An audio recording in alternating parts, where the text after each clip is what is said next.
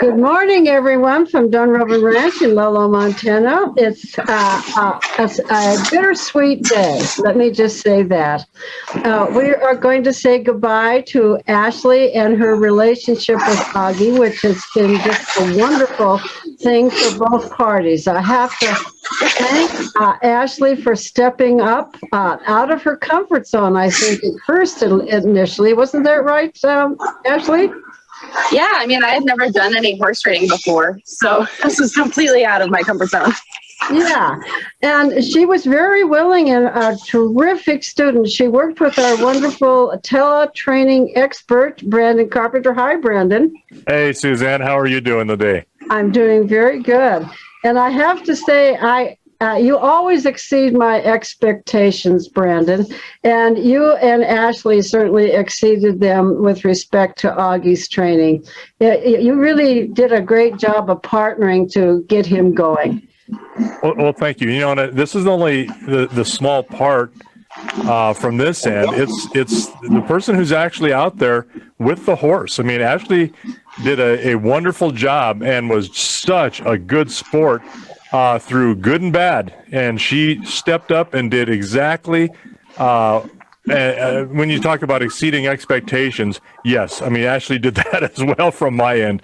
It's very, very difficult to take someone who really didn't have that much experience doing that and put themselves out there. That's very courageous of her to do that. And it's much appreciated from my point. Oh, absolutely. And Ashley, sum it up for us in our audience. How did it go from you in terms of in personal terms? Was this a fun, challenging thing for you to have done? Yes, definitely. I remember growing up when I had a little dog. I did all the training with him. I went to the puppy classes and did all that kind of stuff. So I kind of had some knowledge of it, but nothing with a horse or anything like that. But I was, very happy that I had Brandon in my ear every step of the way. For any question I had, I would text him if I had questions, or I would have extra training sessions and check in with him. So it was a really cool experience, and definitely something that I've never done before, but hopefully I get to do again. Well, you really developed a very close bond with Oggy. We're all going to miss you when you disappear into the great blue. A week from today will be Sunday will be your last day, and we want to congratulate you for your new job and your new adventure. But you're going to be well missed around here, not just in the corrals, but on the website. And we all wish you the very best, and thank you for just your wonderful service that you've given us, Ashley. Thank you. I will still check in on the days of Dunrovin. I'll drop pictures of my cats because I know everyone loves that. Well, stay connected. People will want to know how you're doing for sure. And stop by whenever you need a horse fix. Thank you. Okay, with that, Ashley, would you please bring Meredith Stewart into the interview? Just hanging out behind Oggy here. Okay. Hello, Meredith. Hello. Let me introduce everybody to Meredith Stewart. Meredith, we met through the Humane Society of Western Montana. We're developing a partnership with them to bring some dog training to all of our members. And one of their dog trainers is trying to get me and Colette to talk better. There's a challenge. But you're the public outreach director. Is that correct, Meredith? That's correct. Director of outreach. So I primarily work outside of the shelter, especially on the reservations in Western Montana, doing spay, neuter, and veterinary outreach. But Meredith, made the mistake of disclosing that she was a horse person. And of course, you don't just walk by my web without me reeling you in. I was happy to be reeled. Well, this is wonderful. Meredith has been out learning about gaited horses. Your background did not include gaited horses. Is that correct, Meredith? That's correct. Nothing but standard non-gaited. Yeah. Well, she's been writing mystery, and mystery came from Brandon's ranch, Meredith. I didn't know that. he was the first horse that we did teletraining with. So, you know, we just love Mystery. He's come a long way, Brendan. You wouldn't believe what a great horse he is. Oh, yeah. Oh, yeah. Well, we raised him, and that's why when you asked, that's why he went to you. We knew there was some huge potential there. Yeah, he's wonderful. And Meredith has been enjoying learning to get the gait, and she's just been doing a terrific job. But Meredith has offered to be Oggy's trainer, and we're going to pass the baton from Ashley to Meredith. And Meredith, tell us about your background with respect to horse training. I grew up going to a Girl Scout camp in northern Wisconsin, technically. I'm from Minnesota originally. And as soon as they would let me, I transitioned from horse camp to horse counseling. That was probably about when I was 15. And then continued all through high school and college. I worked at a dude ranch in North Dakota in the national park for years and rode 52 head of horses freely throughout the national park. And we bred and trained all of our trail horses at that program. So I've been starting 2-year-olds and really just finishing guide horses into dude horses for 11 years. What are those kids doing, huh? Okay. Yeah. But never any packing. We would sometimes ride for the search and rescue team or pack stuff in for the park rangers, but I've never trained a horse to pack or anything like that at all. Well, don't let us fool you that pack saddle is for packing. This is yet another Dunrovin hash knife ranch. Make it happen as you go. Do with what you have. You know, we're hesitant to put weight on Oggy yet because he's had a tendon issue. So we're not putting him under saddle, but we wanted to get him going along his training path. And that's what prompted us to think that we could train him to drive first. And in order to give him something to drive, we made a stone bolt, thanks to Brandon and James. And we've used our pack saddle as a substitute for a harness.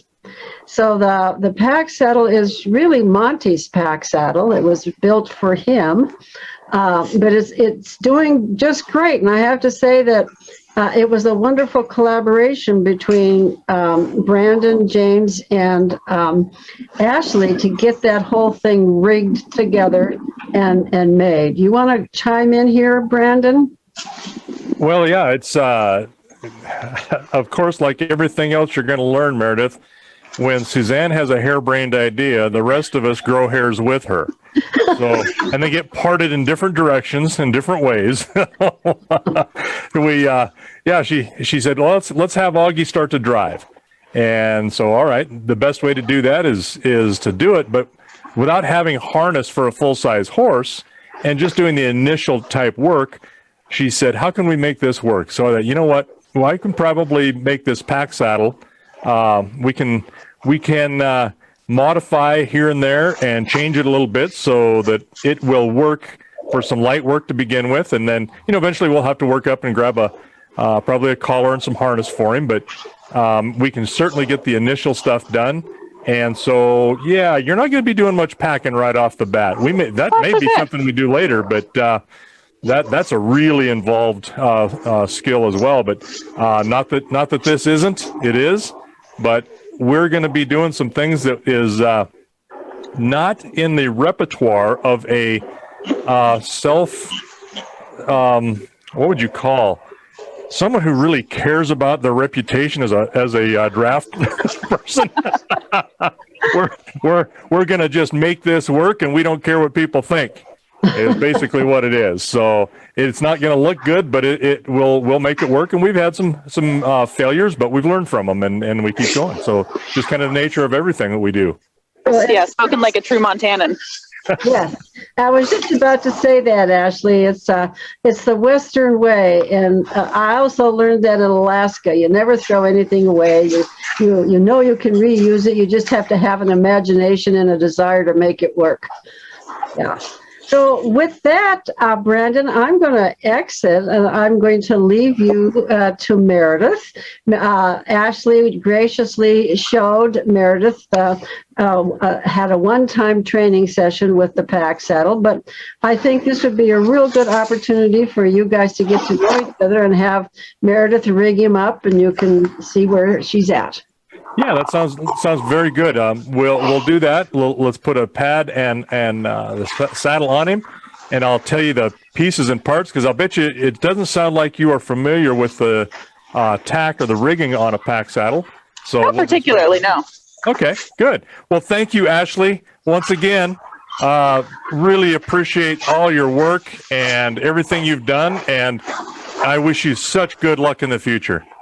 Thank you so much, Brandon. Thank you for all the mentorship along the way. It's been really nice knowing you. You so bet. If I am looking to buy a horse in 10 years, I'm coming to you. 10 years is a long time. Heck, I may not even be sitting behind this microphone. I could be a pile of dust by then. I don't think I can afford a horse until then. Well, go make your fortune, girl.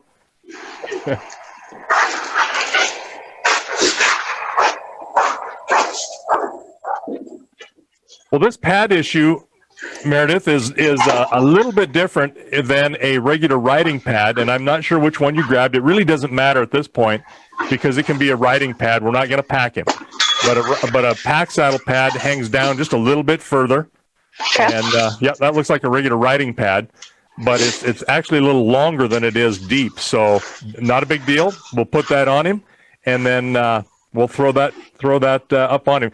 You're okay sloshing around in the water there? Oh yeah, that's fine. Okay. All right. I didn't know if it looked like you're wearing some muck boots. Yeah, I was prepared for being very wet by the end of this. We're good. Okay. All right. Now there's a front and a back to a pack saddle. I mean, as is somewhat intuitive, but when you look at them, you don't necessarily know which way is front.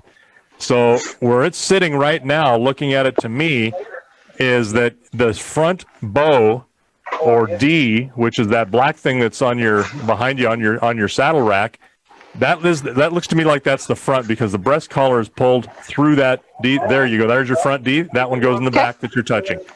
And so you just swing that bugger on there.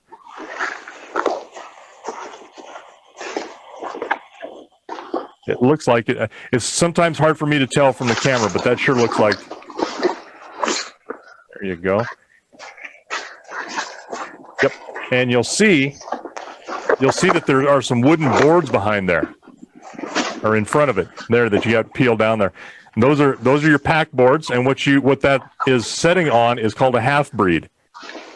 Okay. That whole canvas piece is a half breed that protects your saddle, and puts a layer between it and the horse and the rigging. And it looks like you might actually have a quarter breed. You got another cover over the top of that? Oh, you do. You got what's also now that's just another layer of protection called a quarter breed. So if you see what you've got there is your breast collar. Yeah, pull your breast collar out and just lay it over his neck, over the top of his neck. And it just kind of sits there. And what that does is that is a signal to anybody else around, to you, that this horse is not done being either cinched up or they've been initially cinched but not tightened. So that's just a good indication. That's the last thing you hook up is that breast collar. So you see that you've got a regular cinch there. Okay. And mohair cinch. This is not double rigged, so it isn't like a Decker pack saddle so that you've got two riggings hanging. You just got a single one. So you can just go onto the other side and reach under and pull that. Now, one thing that if we were really packing and going to go somewhere, I would pull that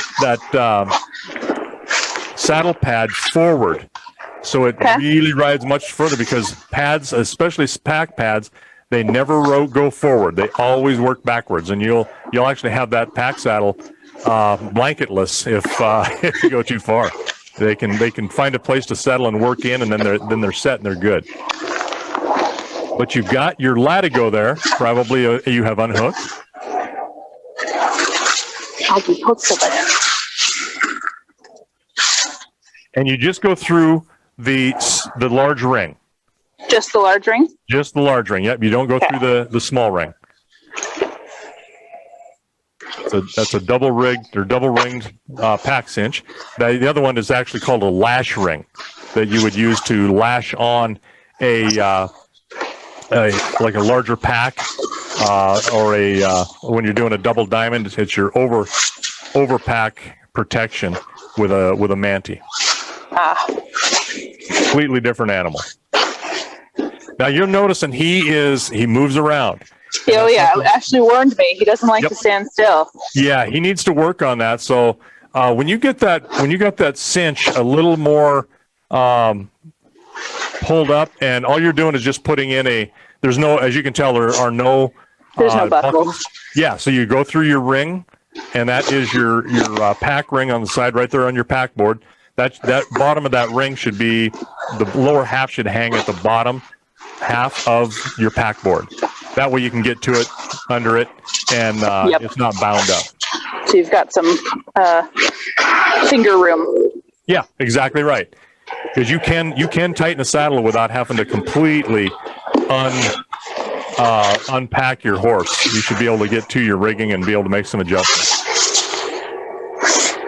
All right, we're cinched. Okay. All right, so let's do something.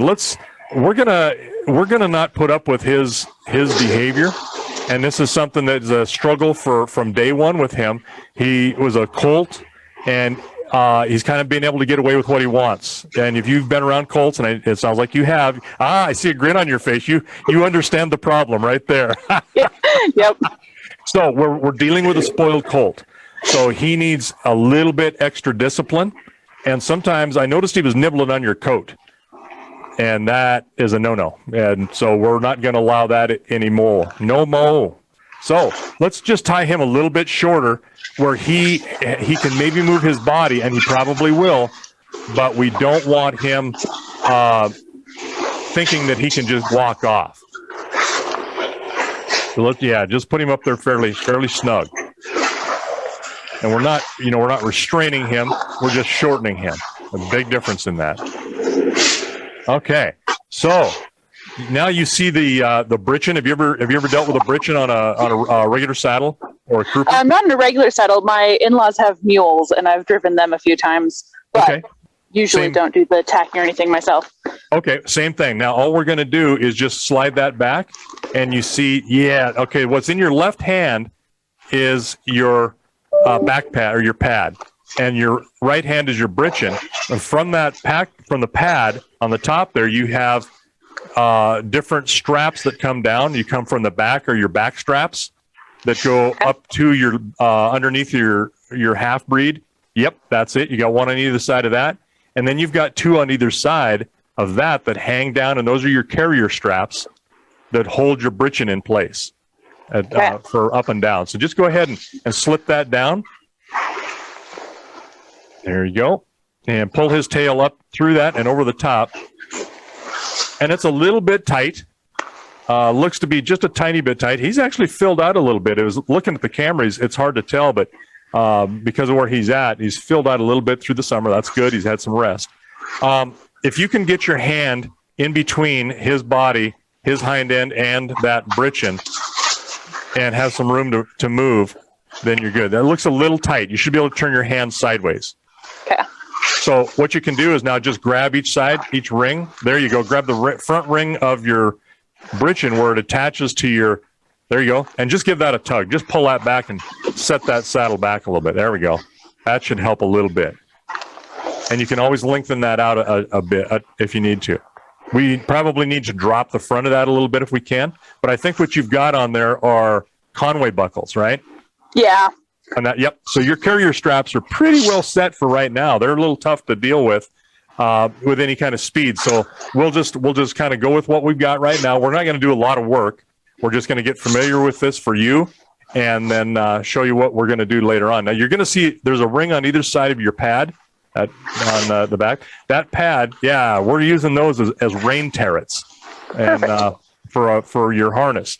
Now you'll notice the top of his hips where they are. And compared to the root of his tail, the dock of his tail, from that distance, that pad should ride about halfway in between there. So you can see that's a little bit short. Yeah.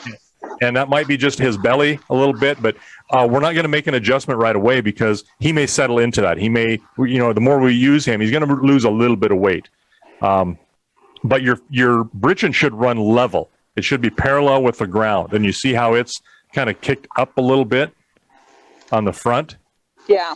Ever so much. So we'll just need to, that still can be loosened and adjusted later on. We won't do that now, but maybe when you're off camera, you know how to adjust a Conway buckle. So you can just, Yep is right. So the other two straps that you've got coming off of either side from the front buckle or front ring of your britchin are your quarter straps. And it goes to your ring, your rigging ring on the side. You see how those are? You got two of them there? Yeah. One of them should go down to the bottom of your cinch. There we go. And on your near side of the horse, on your other side, because you're on the off side now, on your near side, that probably should come in and snap down into your cinch ring. Yeah. There you go. Very good. I couldn't see it hanging there. I assumed it was hanging up near the other side, but that's perfect. That's a good spot for it. Not a play. I usually put them in the ring themselves that holds your latigo, but whichever way works is just fine. So now you go ahead and if you're cinched up, you're tighten up your cinch a little bit, you're ready to roll. Then once that's done, you put on your breast collar. When that breast collar is secure, that tells you and everybody else that this horse is ready to pack. I'm kind of incorporating a couple of these things that aren't necessarily with driving, but it's good to have those skills and know what somebody's talking about. If you run across that and all of a sudden somebody needs help with a pack saddle, absolutely, you know what to do. Now, where's the appropriate place to store leftover latigo on his near side? What I normally do, let's turn that camera around so we can, or turn him so he's facing the camera a little bit, and that way we can. That's a very, very good question, and you're gonna get an answer you're gonna kind of make you go, oh yeah.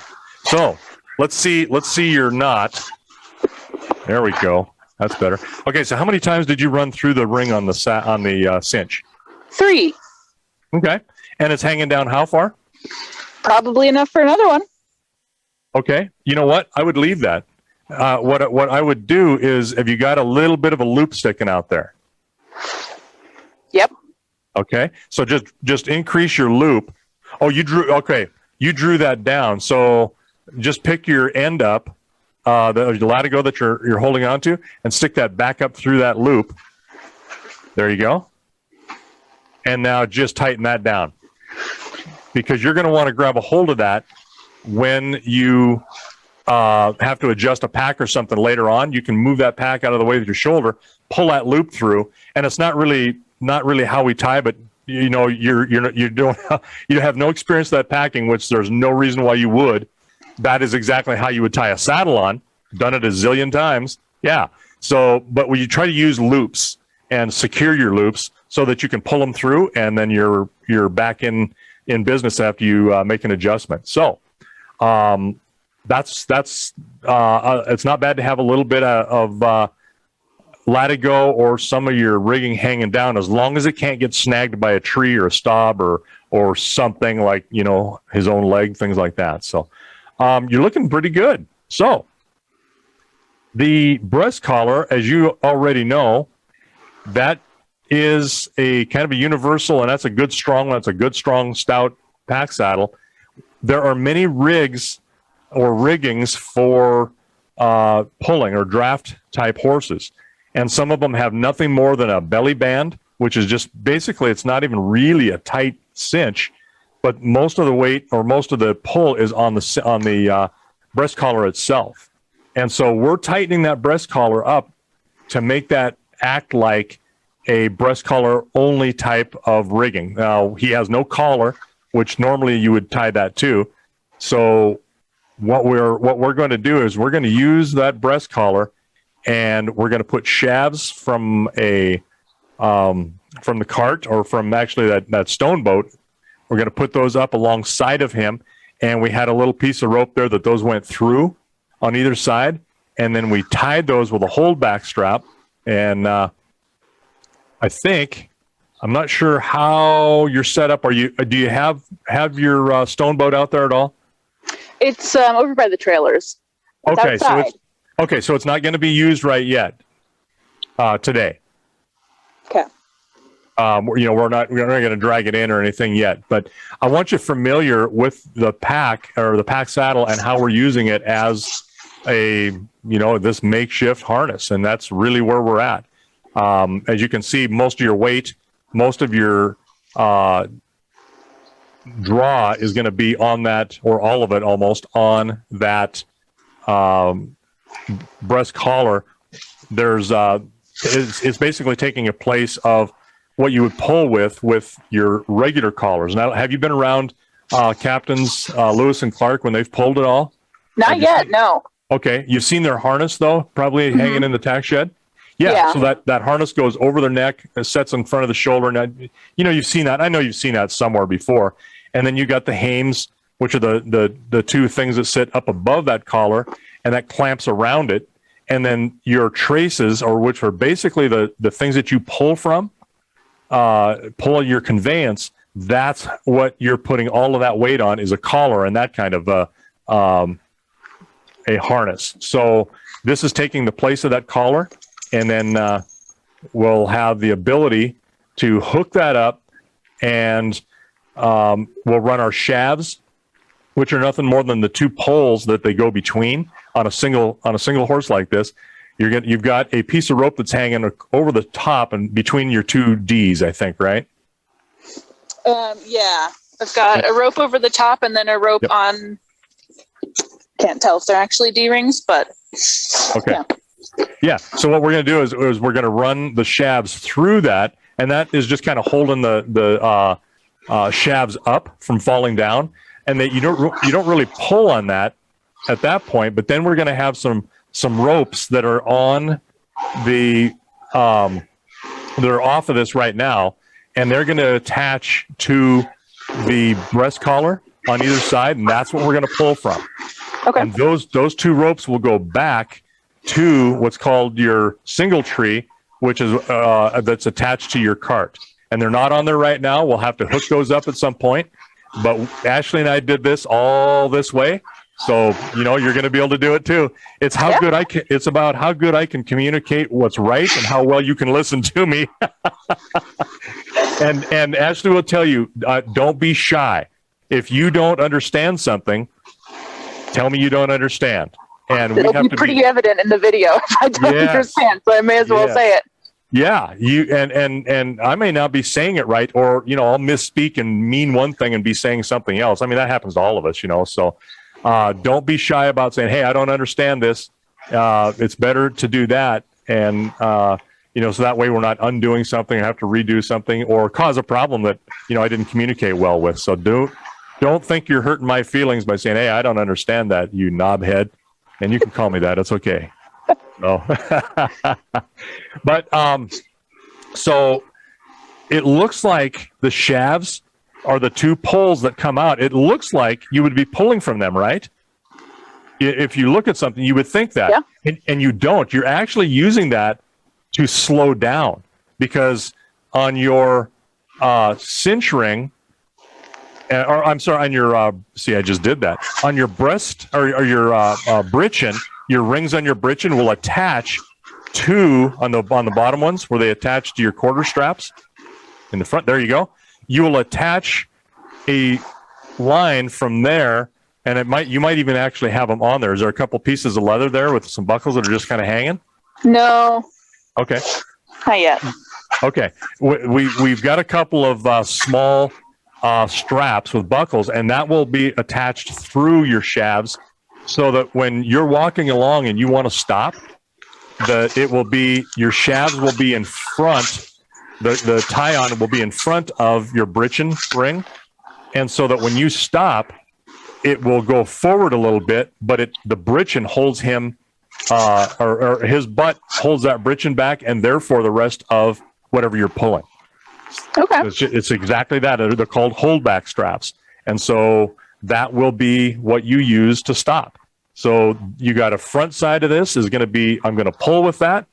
And on the back side, you're going to be stopping with that. So your britchin and your breast collar work as opposite pieces in order to be able to pull or stop. Now, one of the things about this, we've got this pack saddle in the middle that's just taking place of like your what's called a gig saddle that holds your belly band, which is in our case here the cinch. We're just makeshifting this so that it looks similar to a harness, but it is not. We're using it as a harness. And again, any self-respecting driver or draftsman would be like, get out of here. You guys don't know what you're doing. So anyway, that's how that's going to work for us. The piece that we got strapped over the top there, that rope, is going to be, and then there should be, I think she got that set so that it'll just hold, and that's just shortened up there. That will hold everything up. Now, the pieces of red twine, are they in loops? They are in constricting loops. Okay, so we don't want to have. We can. That's okay because it's a solid piece of I think it's about 3/4 1 inch pipe that's going to run through. But those are called. Oh, I know what we've got there. I see the ring in it. So our shafts will go through there, and that's called either a shaft loop or a lazy strap. There's different names of different pieces on harness depending on. If you come from Wisconsin, Minnesota country, you probably saw some people driving and pulling things in the wintertime, especially in the snow country. So, and probably mostly in pairs, unless you had a light sleigh, then you were working just a single. But your shaft is going to go through that, or shafts on either side. Now on the top there, that's what we also hook that into to hold that from slipping down. But the ring on there is also for another piece for our rain turret. So we're using 2 rain turrets basically to run your lines through. And yes, exactly right. There you go. So, in a nutshell, that is our makeshift harness. Say yay with me. Yay. Yay. Yeah. It's gorgeous. Yeah. So, he can be kind of a puss head. And I've called him that. And I know Ashley has, and I know she's probably thought worse because I know I've thought worse. But his behavior is such that he doesn't want to do something, as you probably have already been briefed. He doesn't want to do something. So we have to do that spoiled, petulant child behavior that he has got to have super strict discipline. And then behind that, when he does what you want, good praise. Because he knows what he wants, and that's all he's after in the first place. He's kind of a narcissist that he just wants attention. And so we want the good attention, not the bad attention. So it's right now and always has been, he's okay with the bad attention too, as long as he gets what he wants. But it's still attention. Yeah, it's still attention. But look how much more quiet he has stood for you after we shortened him up a little bit. Yeah. So he knows what the drill is. Any questions that you've got for me so far? Not yet. Okay. I got some vocabulary to learn, I think, but that's about it. Yeah, and again, we're crossing terms with, I'm calling some harness parts that some are the same, like your britchin, the whole thing that's there with your loin straps or back straps, same thing on a pack saddle. That and your 2 carrier straps on either side, that whole piece that comes off your back pad, that's all called a spider. So those 6 lines and that back pad is all called a spider. And you got 2 carrier straps, the 2 loin straps, and your britchin, and then your quarter straps going forward. Some pack saddles only have a single quarter strap. I'm just kind of a fan of and having an extra quarter strap there because you know what? I have taken pieces and parts off. Fact is, I was training a horse this spring. We went up in the mountains, my boys and I. They were both home. And I had a colt, I think I had about 6-7 rides on her. We went up in the mountains, and she was not holding that saddle. She was so mutton-shouldered. She was not using her saddle or holding it. I did not have a breast collar on her. One of the boys graciously loaned me their breast collar, and I tied that bugger on the rear and was able to use it as a britchin. So, you know what? Pieces and parts can work. And absolutely, the more extra leather I got hanging there, the happier and more secure Brandon feels. So, I think, I don't know if I sent Ashley. I don't believe I did. I think we just talked about these pieces and parts. And when we were driving with the captains this summer, I was also showing Anya parts of the harness.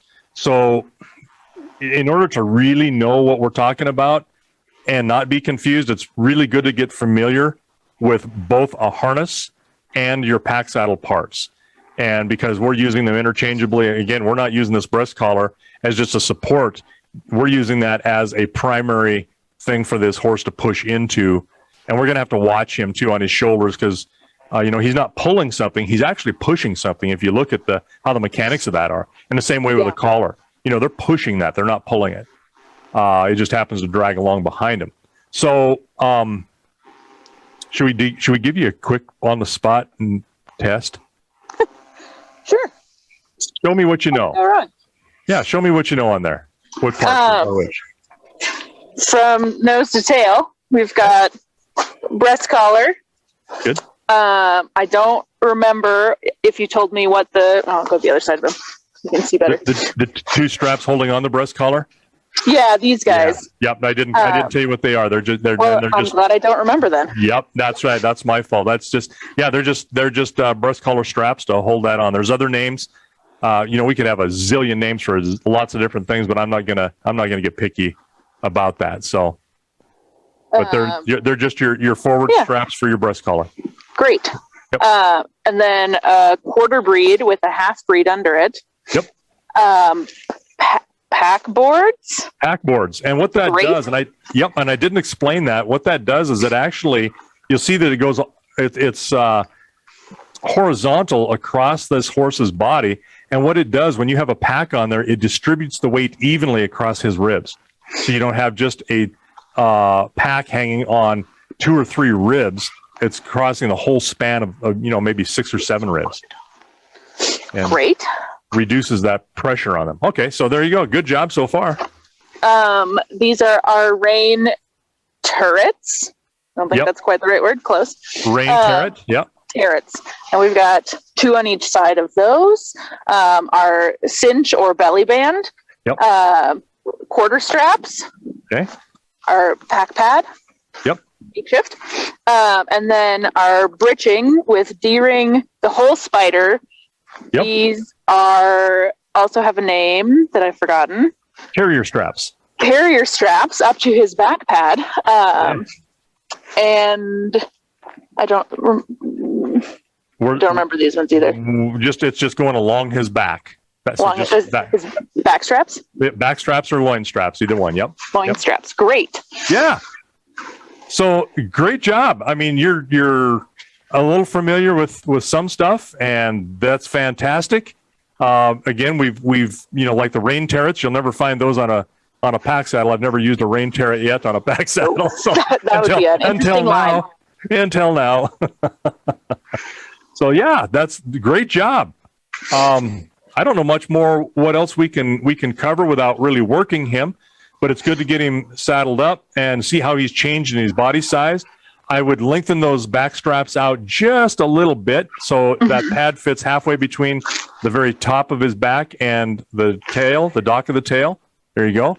Yeah, you can see how that is. Like an inch. But we won't do that yet. That's an adjustment, but we will wait to see how he works. That saddle may slip back and set a little bit for him. And one thing I think for sure, though, is to drop that front of that front carrier strap so that Richin runs level.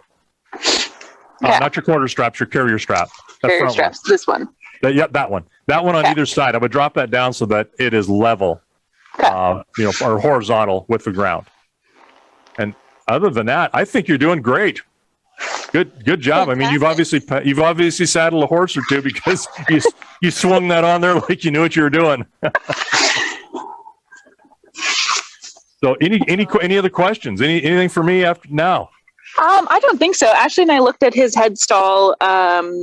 Whatever day we were out here looking at him. And we used to have him on mysteries, I heard. But we have an extra, and so we set him up his own and fitted it. But that's the only change. I don't know if that makes any difference to you. Okay. But it's a change. Yeah, not really. I mean, it's a change, but it's okay as long as it fits his mouth. It's not. I don't like a severe bit. I'm all about no leverage in their mouth, and you'll not see that in draft horses. They're generally like a mullen bit with a just a ring. But let's. I think you're going to have, instead of regular lines or leather reins, I think we hooked up a light, like 1/4-inch ropes. Yeah, they're red with a little clip. Yes, Yeah. that's them. Okay, so those will be our lines, and they're no longer called reins; they're called lines when you're doing draft work. Yeah, lines. So having his head stall done, doing that, we've got about probably 15 minutes left, I would guess. If you feel comfortable, have you driven a horse when you're starting a colt? You've driven a horse before, right? Yeah. Why don't we grab your lines and we'll just drive him around a little bit. Great. And we'll see how he was stepping over nicely before on his fronts and hinds once we got him going, but he wants to say no a lot. We don't like that. We're not going to listen to that. I really don't like that. No, I don't like being told no, especially when yes is the answer. So we'll work through that, but that's just some more of him. But it'd be really nice for you to just kind of handle him a little bit. And again, there are different ways to do different things. As you know, everybody's got a different way of handling a horse or to train a horse, and everybody drives differently as well. I mean, there's a lot of people, and a conventional thought is that you keep your lines tight, or really making contact with their mouth all the time, so they'll pull into it. And I like a horse when I'm on their back to run on a loose rein so that they're supporting themselves. And I just use that rein as a communication device because they'll still move for me. And the same way with this, that's just my philosophy. So I'd like to try things and see how he does, because you can always get harsher on an animal. It's hard to reverse lighten them up. Yes, it's so hard to lighten a horse up once they've gotten hard-mouthed. Conditioning is a lot easier than deconditioning. Yes, it is. Yep. Well, you're just trying to condition in the opposite direction, which is way confusing, and they don't respond to it. Well, not without a lot of work. I should say they don't respond to it, because they will, but it's needless hard work on our part, I think. Yeah, he's doing okay. He's just standing there. He's moving a little bit, but you know what? This is good for him. Make him stand. You found him? Found it. Outstanding. So run those up through your rein turrets when you got the head stall on, and connect, and you're going to be good to go. Try not to drop anything in a puddle. Yeah, you know how to do this, so I don't even need to coach you through this part. Why? Nope, that's not the bit. There you go. Good boy. Good kid. Yeah. He's looking a little soggy today, too. I spent a while toweling him off. He found what looks like the entire herd's worth of poop to roll in before this. So he was a real hot mess. Guy's got to do what he's got to do to be on camera. He had knots on both sides of his mane. Doing everything possible. Yeah, it's like I'm going to make myself disgusting, so she doesn't want to touch me. That's funny. Yeah, it's all about just how much attention I can get, good and bad. Yep. And I think that is a loop. I don't know that we have. I think it is. Yes. Yeah. Okay. Let's leave it a loop. That'll be much easier to handle. There you go. Good. And instead of doing the rear rein turrets, let's bag those for right now, because he's going to be a little rusty. Let's go through your front ones up to your bit. And completely leave out the back? Yep, we'll just completely leave out the back. You're going to be turning off to the side a little bit, and you're just going to have to watch that he doesn't step over them. So, Yep. And he's no doubt he's going to be a little bit rusty, and he's going to want to try to turn towards you as well. Okay. So stay directly behind him. Stay behind him, or keep that head turned. Don't let him determine that what a turn is. Make that your idea, your command. Should I lead him into the arena or should we try driving it? You know what? I would try to drive him. I would just back him up a few steps, 6, 8 steps, and do that by just tickling his mouth, give him a little pressure and ask him to come back. And I always talk to my horses. I always say, back, there you go. Good boy.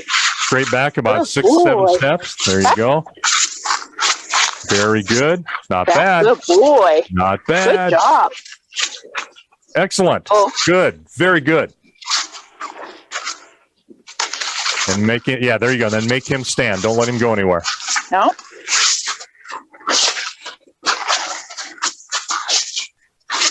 And he's normally pretty good, but you never know when he gets a little upset if he'll want to strike out at you. So just watch his hind end a little bit. He's normally very good about that. So go ahead and take some pressure off that left rein and pull him around. And don't be afraid to pop him a little bit. Just drive him with that rein on that hind end. Just touch it. There you go. Oh. Oh. Left rein. Very good. Left rein. Left Oh. rein. Left rein. Drive him back out there. Make him stand exactly where he was before. That's going to be part of the good job. Oh. Very good, Meredith. Good boy. Yeah, keep constant pressure on that left rein until he turns and commits to your turn. There you go. Now he overturned. Good boy.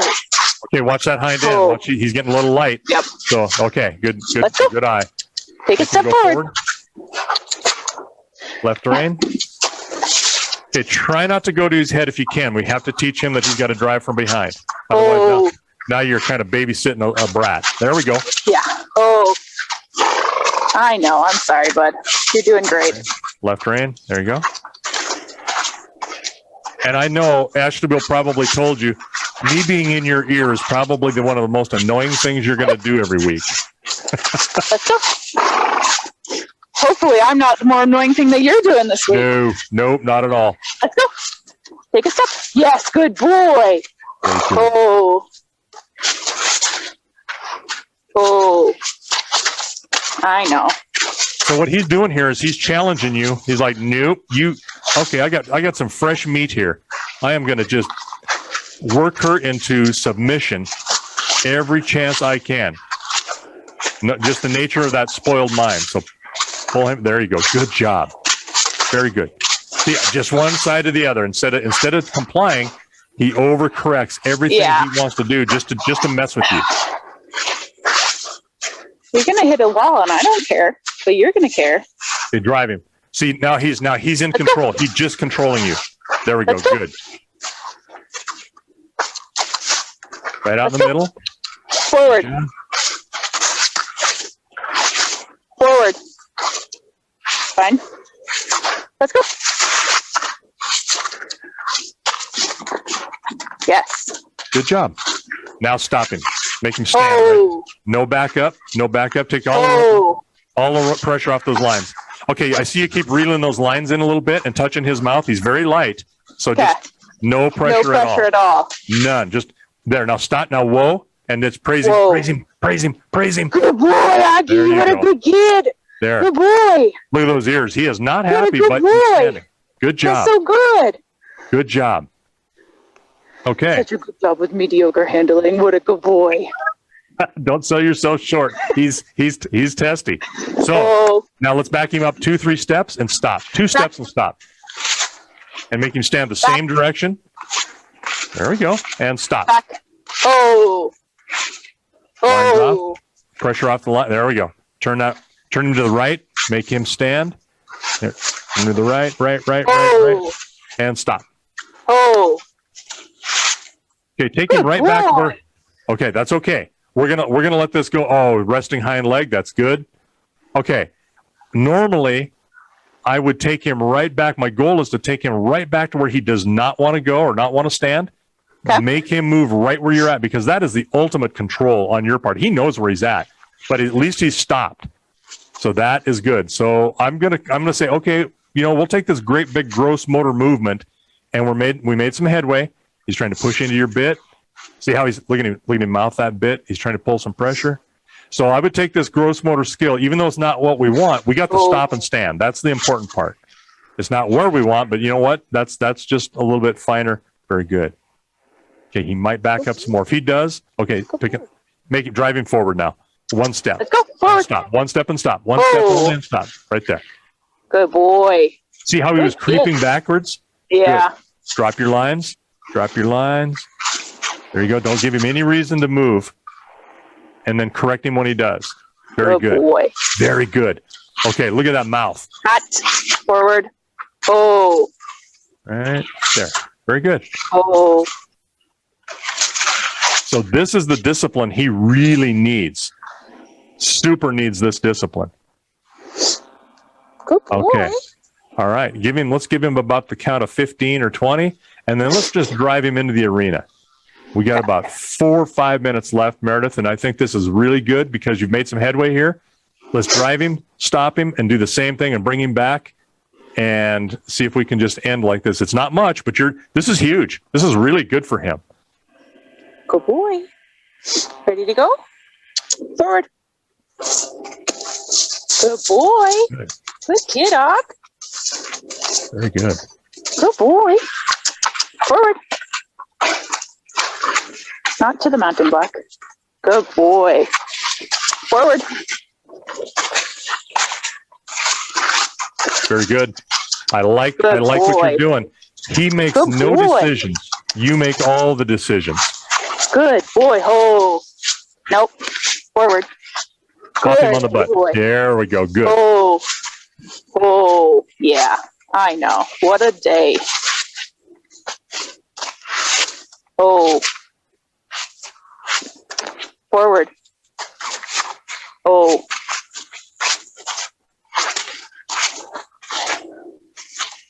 Oh.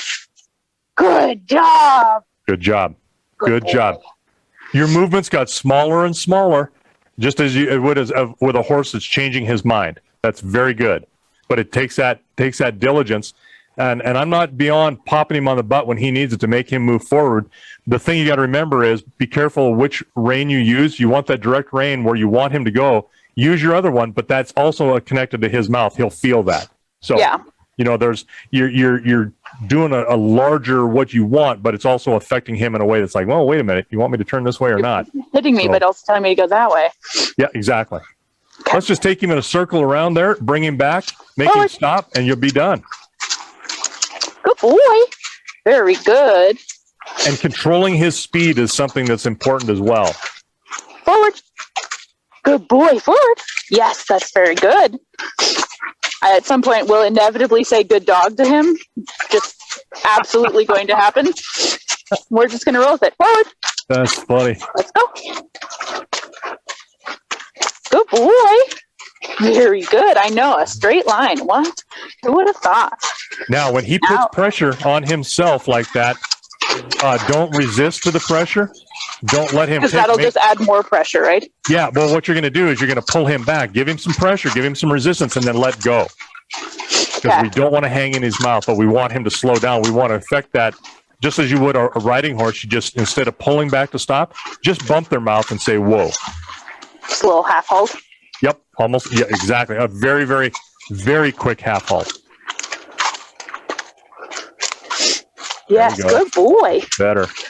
Great. Oh, you don't get to walk out on your own. Very good. I like that you're talking to him, Meredith. To me, it's so important. Oh, look where he wants to go. He likes that gate.